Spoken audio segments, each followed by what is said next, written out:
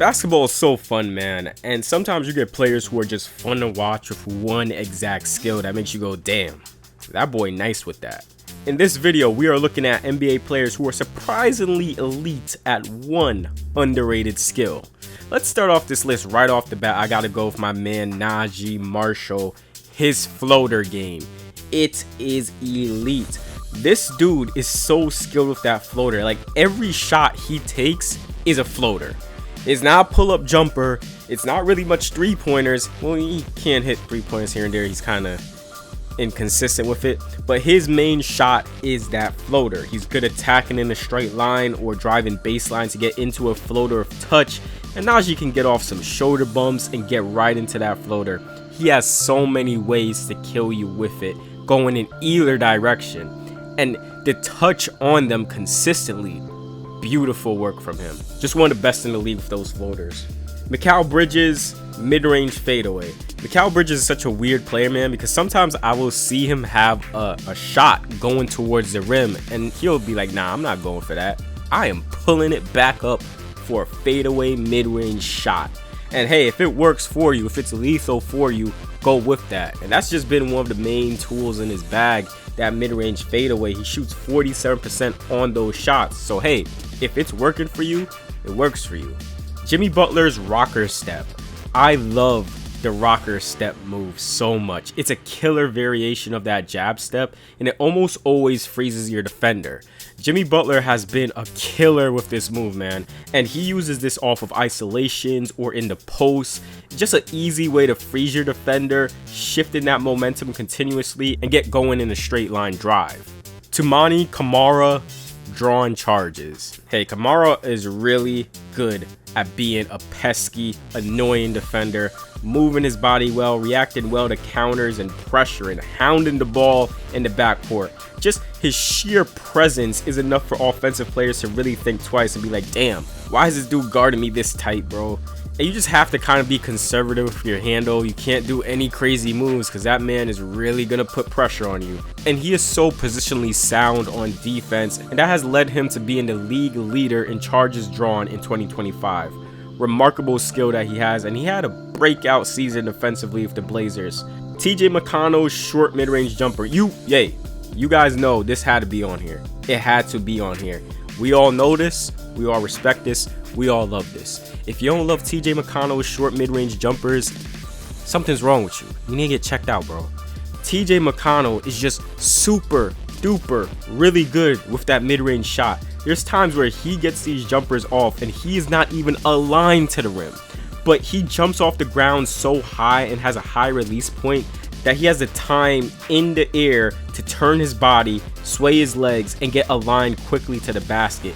And it's a slight skill that kind of reminds me of JJ Redick, where him coming off of a movement, he was so good at getting his body aligned in the air to the basket when he shoots.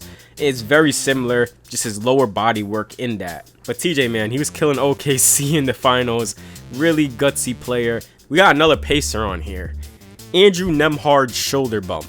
Andrew Nembhard has a very sneaky good shoulder bump that can really move defenders in his game when he gets going downhill. He's very good driving full speed at you or slowing his momentum, bumping into the defender to get them off balance and finish. Or he would just bump into a defender, gather, slide by, and score.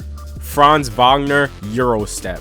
Franz Wagner, another guy who is good at slowing his momentum down, getting a Euro step going to slide by his defender and score. He's always had this move in his bag, and it's a good change of direction move for him since he is a real threat to get to the rim. He has been a good finisher in the league, and the Euro step has been one of his signature moves in his bag. Steven Adams, offensive rebounds. Adams is a pure dirty work type of guy, and I love him for that. His work on the offensive board, just completely being able to move guys out of position, and he doesn't even like abruptly move guys. It's very like subtle, and he just asserts his physicality and snags down boards with ease to give your team extra possessions. Truly valuable skill. This man is built like a damn bull, and he has helped a ton in that Rockets offense, just snagging offensive rebounds. And y'all, and I need y'all to know this, offensive rebounding is a skill that wins you championships. That's why I hope the Knicks never get rid of Mitchell Robinson, because he's great with that. And it's kind of sad seeing the Warriors and Kevon Looney not being a thing together anymore, because Kevon was really great at offensive rebounding in the playoffs. Nickeil Alexander-Walker, screen navigation. Alexander Walker is one of the best screen navigators in the league, good on ball pressure, and nimble enough to get right around screens, chasing ball handlers and staying attached.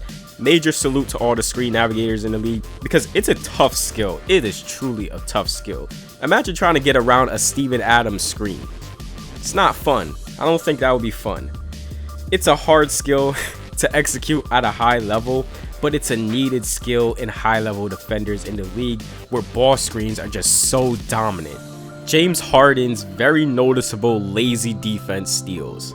James Harden, whenever that man gets blown by, James is just able to generate a back tap steal. He has a 6'11 wingspan and that helps, but it's also the timing of when he goes for these that also helps. But it just looks so lazy. It looks really lazy. He's able to generate some steals with this move just by catching players off guard. I hate it too. I love James Harden as a player, but there's times he gets blown by badly on some really lazy defense and just does a back tap, and I'm just like, come on, man, you don't deserve that. You don't deserve that steal at all, James. You didn't deserve that. Ivica Zubac's post hooks. Zubac's had a really nice season overall. He just has clean footwork for a big man, and his post work has just been really impressive. Can turn over either shoulder and get that post hook off. Really good staying stable in the post and backing down defenders, getting off drop steps or shots in the middle of the floor with that hook shot.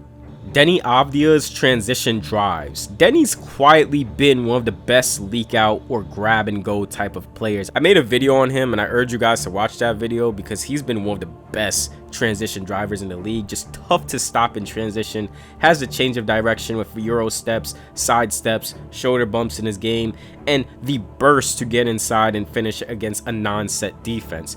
Majority of his fouls drawn has been in the open court, which has helped generate just easy points. Trae Young, bump floaters.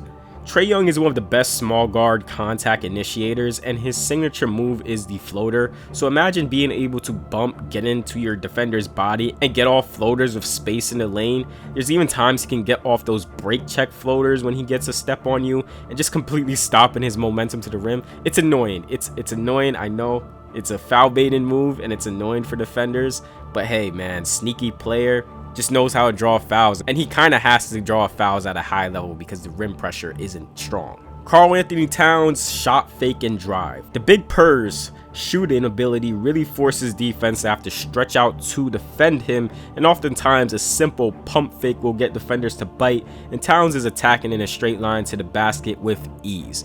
He's good with that. I mentioned in a video on this that Towns looks like he's driving through a war zone and just hooking guys, but at his core he's really solid with that shot fake and just driving, getting downhill to the rim. I can't deny that ability. Stephon Castle's slow step finishes. Castle exaggerates the hell out of his slow step finishes, where the man is literally on one leg waiting for the defense to fly by before he gets a shot inside. Just really good balance on this move, because like he be going full speed to the rim and then just completely stopping on one foot. The defense is gone and he has an open shot at the rim. Donovan Mitchell's high pickup finishes. Spider has some nice high pickups to slide by the defense or split the defense on the way to the basket. It's very reminiscent of Dwayne Wade, but I'm always amazed how Mitchell is just able to slither by tight gaps with those high pickups. He usually uses this move to get to a floater, but like he can also get to the rim off of this if he is close enough to the basket and finish with either hand. Spider is just a truly skilled player. Joel Embiid's post seals. Joel Embiid is really great in his ability to get deep post position and effectively seal a defender, closing off his defender and generating a shot inside.